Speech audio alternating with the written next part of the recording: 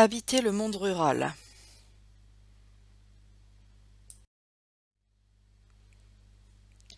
Au début du XXIe siècle, près de la moitié de l'humanité habite encore en milieu rural. 1. Les caractéristiques du monde rural. Quels sont les points communs entre ces champs de fleurs en Europe, ces champs en Afrique et ces rizières en Asie? Le monde rural se caractérise avant tout par de faibles densités et la prédominance de l'activité agricole dans les paysages.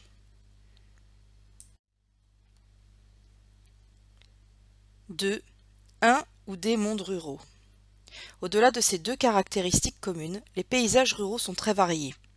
La diversité des domaines bioclimatiques implique une grande diversité des cultures et élevages pratiqués. Céréaliculture dans les milieux tempérés, riziculture dans les espaces de la mousson, élevage ou culture en terrasse dans les milieux montagnards.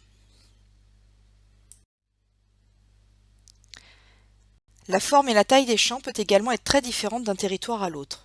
Ici, ils sont rectangulaires ou circulaires.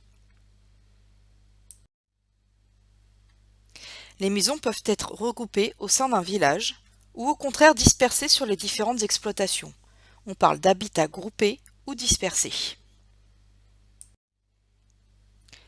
Selon la richesse des pays, l'agriculture peut être fortement mécanisée et moderne ou au contraire manuelle et assez rudimentaire.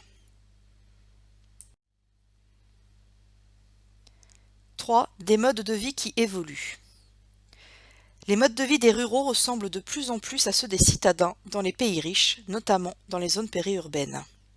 On a pu ainsi parler de la disparition des paysans, remplacés par des professionnels de l'agriculture, les agriculteurs.